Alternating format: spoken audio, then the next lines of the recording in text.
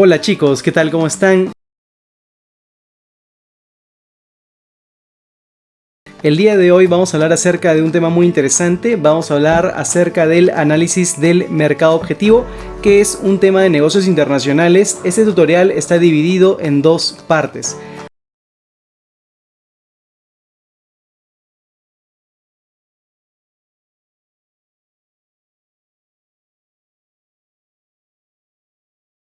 Así que bueno, comencemos.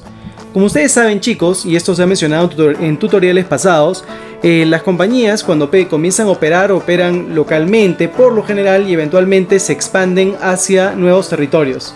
Sin embargo, hay varias decisiones básicas al momento de definir a qué mercado dirigirse.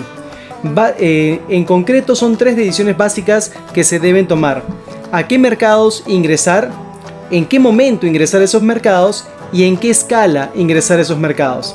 ¿A qué nos referimos con a qué mercados ingresar?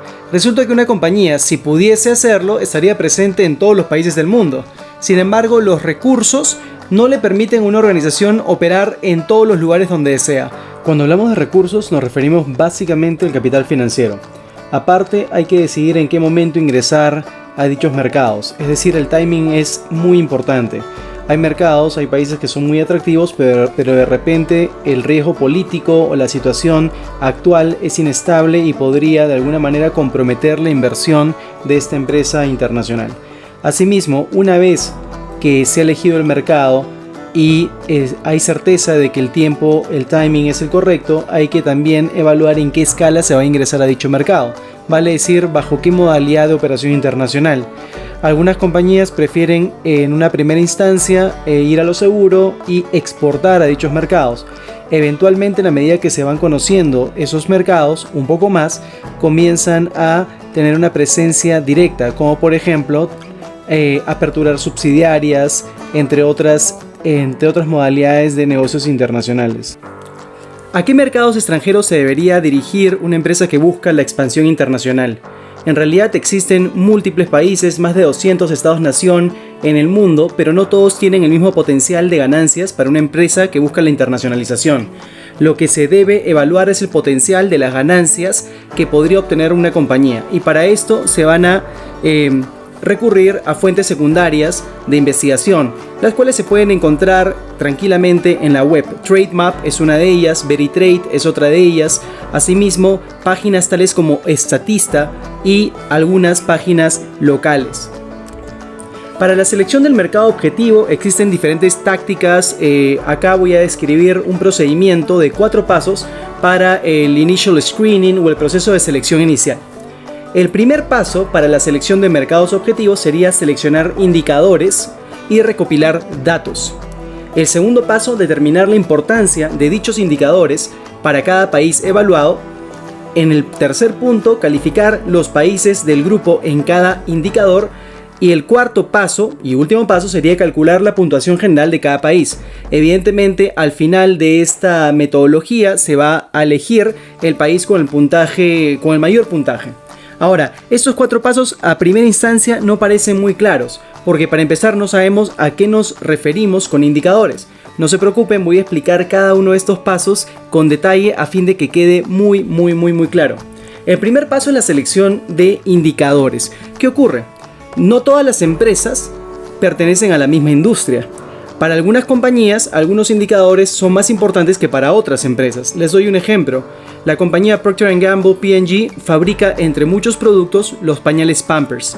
Es decir, que para esta compañía, ¿sí?, la venta de pañales es sumamente importante. Por lo tanto, al momento de ingresar a un país, el indicador de tasa de natalidad sería súper importante.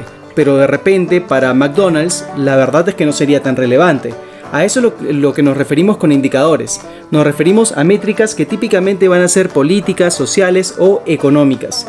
Ejemplos adicionales a los que he mencionado: Colgate-Palmolive. Para Colgate-Palmolive, el poder adquisitivo per cápita es el indicador más importante. No significa que vamos a identificar un solo indicador. Para que esta metodología de 4 pasos funcione, se deberían seleccionar aproximadamente entre 4 a 6 indicadores. Podrían ser más. En el caso de Nestlé, el crecimiento de la población y el poder adquisitivo per cápita son indicadores esenciales. ¿Por qué el crecimiento de la población? porque en el caso de Nestlé, compañía suiza que fabrica bienes procesados, industrializados, tienen productos tanto para niños como para adolescentes y adultos, por lo tanto les importa el crecimiento de la población. Por otro lado, McDonald's, que pertenece a la industria de la comida rápida, cuando está buscando indicadores para evaluar el ingreso a ciertos países, el estilo de vida es quizás uno de los más importantes. ¿Por qué motivo? Porque en aquellos países donde el estilo de vida es bien rápido, donde las mujeres, por ejemplo, trabajan en oficinas, no se encuentran en el hogar, hacen de que el tiempo para cocinar sea muy escaso. Y eso obliga a las familias, a las personas, a comprar, ¿sí?, comida congelada, por ejemplo, o a comprar en establecimientos de comida rápida. Evidentemente, para esta compañía, el estilo de vida es un indicador esencial. Para el caso de Starbucks, que es una franquicia, como ustedes ya lo conocen, se centran mucho en indicadores económicos, en el tamaño de la población y asimismo si es que en esos países existen buenos partners o socios para que se conviertan en franquiciados y se pueda expandir la corporación. Entonces, espero que con este slide quede claro a qué nos referimos con indicadores. Y nuevamente, esta información se encuentra gratuita en internet en diferentes fuentes secundarias como las páginas mencionadas anteriormente, sea Statista u otras páginas que de repente requieran algún tipo de suscripción pero que son realmente marginales, como los que se encuentran en este slide. Statista es una página que ofrece mucha información gratuita de los indicadores que acabo de mencionar, y también hay información pagada, es decir, existe suscripción. En el caso de Index Mundi, que es la imagen que se encuentra al lado derecho, es una página absolutamente gratuita y nos da información sociodemográfica, política, económica de todos los países del planeta. Es información muy actualizada. Así que muchas empresas, si se preguntan, recurren a estas páginas para obtener datos y comenzar a analizar, a procesar. Estamos todavía en el paso número 1 de selección de indicadores. El paso número 2 es determinar la importancia de esos indicadores del país. Es decir, una compañía cuando ha identificado, imagínense, 4 indicadores que para ellos son importantes, no los 4 tienen el mismo peso o la misma importancia. De repente, por ejemplo en el caso de P&G, la tasa de natalidad es el indicador más importante. Si tuviese que repartir un 100%, de repente le daría 50% a la tasa de natalidad y a la capacidad de gasto del ciudadano le daría un 25%, a la estabilidad política del país le daría otro 25%. Entonces, cuando estamos hablando de darle importancia a los indicadores, es darle un peso, que normalmente es porcentual. ¿Ok? El tercer paso es calificar a los países del grupo en cada indicador, que podría ir de 0 a 100 o de 0 a 10 como uno lo desee. Ahora, no entiendo esta parte, profesor. No es problema. Recuerda que una compañía, como lo mencioné al inicio, si pudiese estaría presente en todos los países del mundo, pero los recursos no se lo van a permitir.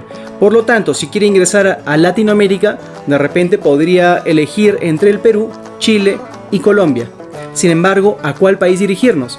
Para empezar, ya he seleccionado los indicadores que para mi compañía son importantes, ya les di un peso a esos indicadores y ahora le voy a dar un puntaje a cada país con respecto a cada indicador. Al final, el país que tenga el puntaje más alto será el país elegido para incursionar. ¿Bajo qué modalidad de incursión? Ese es otro tema y motivo de otro tutorial. El cuarto punto, como lo había mencionado anteriormente, es calcular la puntuación general de cada país. Entonces, como se menciona en este slide, el paso final es obtener una puntuación general para cada país potencial. Se suman las puntuaciones ponderadas y se elige el país con el puntaje más alto. Eso no garantiza que sea exitosa la incursión de la empresa, porque hay muchas cosas más que hay que tomar en consideración, múltiples variables. Por ejemplo, el timing, que el Perú sea el mejor país en esta comparación, en este cálculo, no significa de que sea el mejor momento ingresar en el día de hoy o en este año. De repente no existe las condiciones dadas para sacar el mejor provecho. Acá hay un ejemplo de los 4 pasos que acabo de mencionar. Este es el ejemplo del método para preseleccionar oportunidades en el mercado. Entonces, yo quiero ingresar, imagínense, a Latinoamérica y tengo 4 países que para mí son atractivos: el país A, el país B, el país C y el país D. Y como mi profesor me ha enseñado, he seleccionado indicadores que para mi empresa son importantes, como por ejemplo el ingreso per cápita, la población, la competencia y el riesgo político. ¿Cuántos indicadores existen en el mundo? Bueno, en realidad existen pues 100, 1000, depende, pero no todos son igual de relevantes. Yo les recomiendo que seleccionen entre 4 y 6 indicadores para que esta evaluación sea lo más aterrizada, lo más cercana a la realidad posible. Entonces, ya seleccioné, profesor, los 4 países, pueden ser más, pueden ser menos. Ya seleccioné los indicadores que para mí son importantes, pero les tengo que dar un peso, ¿no, profe? Claro que sí. Entonces vamos a la parte de abajo que dice peso, ¿no? Esta es una fila. Y el peso, como lo había mencionado anteriormente, es porcentual. Por lo tanto, voy a dividir 100% para cada uno de estos indicadores. Entonces, en este ejercicio, el ingreso per cápita tiene un peso de 25%, la población tiene el peso más alto, 40%, la competencia, 25%, y el riesgo político, 10%. Si sumamos, nos da 100%, ¿no? 25 y 25, 50, más 40, 90, más 10, 100. Hasta acá ya estamos. Entonces, el siguiente paso es darle un puntaje a cada país con respecto a cada indicador. Entonces, de acuerdo al ingreso per cápita, lo que entendemos es que el país C es el que tiene el puntaje más alto, que significa que los ciudadanos de ese país tienen más ingresos que el resto de los países evaluados. En el caso de la población, es el país B el que tiene el puntaje más alto. Recuerden que el puntaje puede ir de 0 a 100 o de 0 a 10, como ustedes gusten. ¿Qué significa esto? Que el país B tiene más población, más ciudadanos que el resto de países. Acá en competencia, el que tiene el puntaje más alto es el país D. ¿Qué significa esto? ¿Que hay más competidores? No, que hay menos competidores, ¿no? Si hay más competidores es más complicado para la empresa, ¿no? Entonces, cuando tienes el puntaje más alto en competencia, significa que hay menos competidores y es más fácil, ¿no?, participar, competir en dicho territorio, en dicho mercado. Y en riesgo político, vemos que nuevamente el país D tiene el puntaje más alto. ¿Qué significa? ¿Que hay más riesgo político? No, lo contrario, que hay menos riesgo político, que hay estabilidad, lo cual te da confianza como empresa para ingresar a ese país, porque de repente no vas a tener ningún enfrentamiento con el gobierno, ni van a nacionalizar o expropiar tu compañía, y situaciones que el riesgo político elevado normalmente ofrece. Al final lo que voy a hacer es multiplicar el puntaje que yo he otorgado a cada país con respecto a cada indicador por el peso. Entonces acá vamos a hacer el ejemplo del país A. Entonces yo multiplico el peso, 25 por 50, más 40 por 25, más 25 por 30, más 10 por 40. ¿Cuánto me da? 3.400 puntos. Entonces, uy, qué buen puntaje, ¿voy a elegir el país A? No, porque el país que tiene el mayor puntaje es el país D. De acuerdo a esta metodología súper básica, el país D es el más atractivo para ingresar. No garantiza que vayas a tener éxito, pero al menos es el most appealing, ¿no?, el que tiene mayor atractivo en estos momentos. Existen metodologías un poco más complejas para seleccionar mercados. Una de estas es la matriz de oportunidades. En este caso estamos utilizando la matriz de oportunidades para evaluar el ingreso a nuevos países de la compañía Henkel, que es una empresa industrial, fabricante de maquinaria para restaurantes, para el canal de retail, para el mercado de retail. Y en esta matriz de oportunidades, ¿qué encontramos? Como buena matriz hay dos dimensiones. Tenemos una dimensión horizontal y una vertical. La horizontal habla acerca del riesgo político y de negocio, que puede ser bajo, moderado o alto. Y existe también la oportunidad de mercado, que podría ser pobre, moderada o buena. Y de acuerdo a esta matriz de oportunidades, el país ideal para ingresar sería Japón, porque Japón tiene un bajo riesgo político y de negocio, ¿sí? Es decir, es fácil competir y no vas a tener tantos problemas con el gobierno de turno. Y por otro lado, ese mercado tiene un atractivo o una oportunidad muy buena. También podríamos pensar en Taiwán, Corea del Sur o China, Malasia o Tailandia o Indonesia. ¿Por qué? Porque tienen un riesgo político y de negocio moderado, pero tienen también una oportunidad de mercado moderado o alta. Donde no deberíamos ingresar bajo esta modalidad de la matriz de oportunidades sería a Vietnam o Myanmar. ¿Por qué? Porque el riesgo político y de negocio es alto, es decir, es difícil competir, y aparte de eso tienes al gobierno de turno que de repente es excesivamente proteccionista y va en contra de los intereses de las empresas internacionales, y aparte de eso la oportunidad de mercado es pobre, lo cual podría significar que el ingreso per cápita de los ciudadanos es muy bajo, entre otros factores que no son alentadores para una compañía que busca la internacionalización. Entonces, chicos, de manera simple he explicado la primera parte de este tutorial de ingreso a países, ¿sí? Espero que les haya gustado. Espero que les sirva para sus trabajos universitarios. Bueno chicos, ya nos encontramos en la segunda parte de este tema de análisis de mercados internacionales. En la primera parte describimos los pasos que se deben tomar para elegir un país al cual incursionar. No hemos hablado todavía de modalidades de incursión, eso es motivo de otro tutorial. Ahora vamos a desarrollar la segunda parte de este tutorial, chicos. Y nuevamente, para elegir el modo de entrada debemos tomar en consideración el atractivo de un segmento del mercado. Pero antes de comenzar a explicar esto, hay que entender a qué nos referimos con modo de entrada. El modo o la modalidad de entrada es cómo la empresa va a operar en ese mercado. ¿Va a exportar? Que sería la posición más conservadora. ¿Va a otorgar licencias o va a adquirir licencias? ¿Va a desarrollar una alianza estratégica con una empresa local en ese país de destino? ¿Va a realizar alguna adquisición de alguna empresa local para no tener que empezar de cero? ¿Va simplemente a arriesgarse un poquito más y a desarrollar una operación directa, vale decir, aperturar una subsidiaria? En realidad la modalidad de entrada es muy variada. Hay empresas que en algunos países tienen franquicias, en otros países tienen subsidiarias, en otros países tienen joint ventures o acuerdos de colaboración con empresas locales. Eso realmente va a depender de las condiciones que brinde ese país. En la primera parte del tutorial ya habíamos entendido lo que necesitábamos para detectar el atractivo de ese mercado potencial. Acá vamos a profundizar esos componentes, como por ejemplo el tamaño y el crecimiento del mercado, el riesgo de operar en ese mercado, las regulaciones gubernamentales que ese país de turno ofrece a las empresas internacionales. Asimismo, cómo se desarrolla el entorno competitivo en ese mercado. ¿Es muy intenso? ¿No es tan intenso? ¿Cuál es la proximidad o la distancia cultural que existe en ese mercado? Asimismo, ¿cuáles son las condiciones que van a perjudicar o favorecer el desarrollo de un negocio, la infraestructura local? Y finalmente, la fidelización de marca de los clientes existentes en ese segmento, en ese país potencial. Entonces vamos a hablar ahora de cada uno de estos componentes. Pero antes de eso, hay que también considerar qué es atractivo en un mercado, qué es lo que las empresas observan antes de tomar la decisión de operar en dichos territorios. Primero, se tiene que comprender cuál es la posibilidad de obtener una participación de mercado relevante. La participación de mercado alcanzable dado el presupuesto de promoción y los gastos de competencia.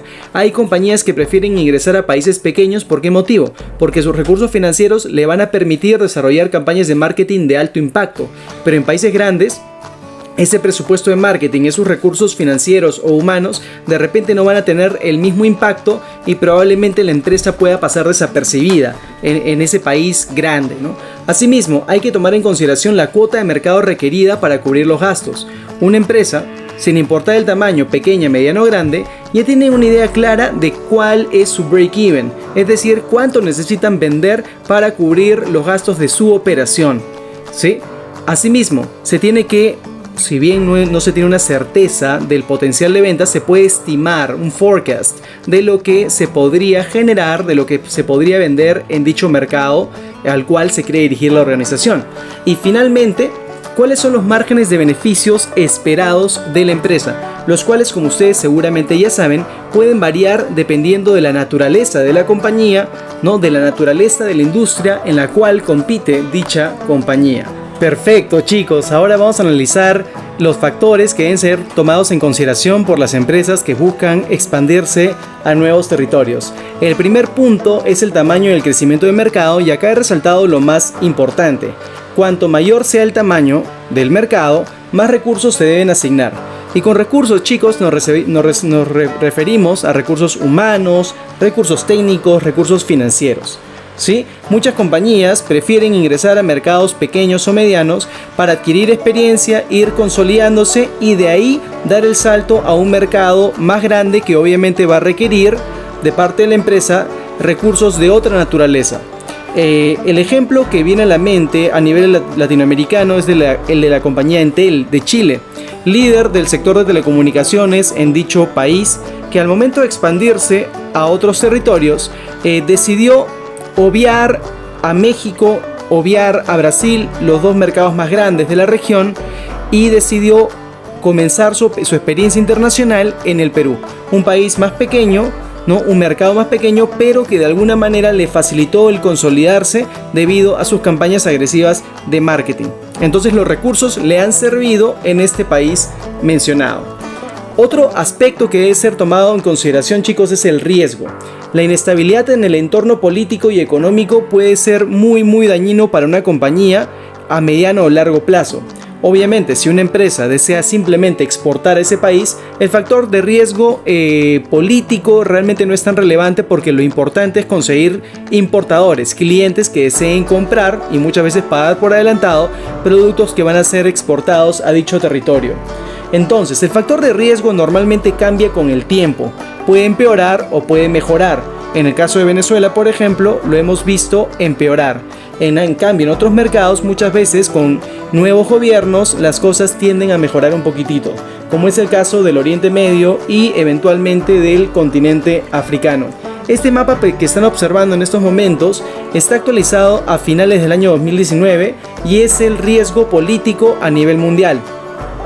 El Country Risk Index, donde, los colores que se acercan más al rojo o son rojos se refieren a países que tienen riesgo político alto, probablemente manejados por dictaduras, extremadamente proteccionistas, ¿no? Entre otros aspectos importantes. Ahora, en los países nórdicos, europeos, occidentales, países norteamericanos como Canadá, como Estados Unidos y también Australia o Nueva Zelanda son aquellos territorios con los indicadores más bajos, lo cual es muy favorable, significa que el riesgo político es mínimo o inexistente. Ahora, ¿de qué manera se puede traducir el riesgo político, chicos? Se puede traducir a través de los siguientes eventos, ¿no? Por un lado, la nacionalización o la expropiación de propiedad privada, sea local o extranjera, y cobro de impuestos injusto para empresas internacionales. También podría ser la delincuencia o actividades delictivas. También podría ser el incumplimiento del gobierno ante sus compromisos con empresas internacionales, sobre todo para aquellas operaciones o proyectos de gran escala, entre otros fenómenos que la verdad que no son muy positivos. De hecho, esta imagen nos dirige a una página que yo les voy a recomendar, chicos. Vamos a esperar a que cargue esta página. Es la página de Marsh, en donde ustedes pueden descargar este PDF del mapa de riesgo político del año 2020, con resultados del 2019. Está en inglés, pero les va a ayudar mucho porque les da información precisa, ya muy puntual de región por región. Entonces ahora sí volvemos a la presentación. Otro aspecto a tomar en consideración, chicos, son las regulaciones gubernamentales. Hay países que pueden tener hasta cierto punto de estabilidad política, pero los gobiernos de una u otra manera van a buscar de que las empresas internacionales produzcan o tengan operaciones directas en sus territorios, en sus mercados. Ese es el caso particular de India. La India, por ejemplo, establece cobro de aranceles o impuestos muy elevados para el sector automotriz. Eso hace que sea poco atractivo para una empresa como Volkswagen exportar vehículos hacia el mercado de la India. Lo que le termina conveniendo a Volkswagen es establecer sus plantas de ensamblaje en el mercado de la India. Ese es el real objetivo de este tipo de gobiernos. Es decir, que las empresas internacionales no solamente exporten, sino fabriquen en su territorio, porque de esa manera aumenta el empleo, ¿sí? Asimismo, también beneficia al trabajo indirecto de aquellos proveedores que van a tener más negocio gracias a la operación de esta compañía, en este caso Volkswagen, proveedores de partes, componentes, etc. También hay otros beneficios colaterales como un aumento del cobro de impuestos, ¿sí? Y un impacto en el consumo interno en el mercado, ya que el empleo involucra salarios y involucra por ende también consumo. Hay otros beneficios adicionales, pero serán motivos también de otros tutoriales. Acá vemos el ejemplo también de Volkswagen en el mercado de la India. Acá se encontraba en el mercado de México, ¿ya? Asimismo, encontramos este ranking que es muy útil para las organizaciones. Es el Ease of Doing Business o facilidad para hacer negocios. Este ranking es elaborado anualmente por el Banco Mundial. Ustedes simplemente tienen que buscar en Google Ease of Doing Business y va a aparecer rápidamente el enlace para ingresar a esta pestaña del website del Banco Mundial, donde van a encontrar el ranking de los países en donde es más fácil hacer negocios. En la actualidad, Nueva Zelanda es el país que ocupa el primer lugar, seguida por Singapur, Dinamarca, Corea del Sur, Estados Unidos, Hong Kong, Reino Unido, Noruega, entre otros países, bueno, no es sorpresa, desarrollados y con estabilidad política. Ahora, para ocupar los primeros lugares en este ranking, o bueno, en realidad para tener una calificación en este ranking, se suman diferentes componentes, como por ejemplo la facilidad para aperturar un negocio, los registros de propiedad, asimismo la facilidad para elaborar contratos y hacerlos cumplir. Del mismo modo también se encuentran otras categorías como aprovisionamiento eléctrico, infraestructura, entre otros componentes que hacen que una empresa al momento de establecer una operación directa pueda tener mayores probabilidades de éxito. Obviamente, el mejorar en cada una de estas categorías que resultan en la clasificación que obtiene un país va a permitir que las empresas comiencen a dirigir sus inversiones hacia dichos territorios.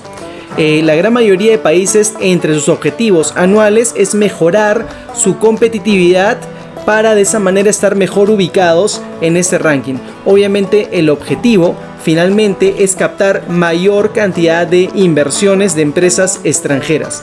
Entonces, también aparte de estas consideraciones, chicos, que acabo de mencionar, hay que analizar muy bien el timing. El timing es el momento de ingresar a un mercado en particular. Resulta que esos mercados pueden estar al día de hoy muy saturados, ¿no? Con múltiples competidores, puede existir de repente inestabilidad política, grandes oportunidades de negocio, pero inestabilidad política, y eso nos obliga de alguna manera a variar la modalidad de entrada. De repente en una primera instancia queríamos tener una presencia directa a través de subsidiarias, ¿sí? Pero debido a estas situaciones, una alianza estratégica podría ser un mejor camino, e inclusive un licenciamiento, una franquicia, exportación podrían ser alternativas viables. Entonces hay que analizar muy bien el tema del timing. En otro tutorial vamos a explicar en detalle cuáles son los pasos a seguir para determinar el momento ideal para realizar inversiones extranjeras, y asimismo también cuáles son las situaciones que se presentan cuando una compañía quiere retirarse de un mercado. Salir de un mercado puede ser también una situación complicada.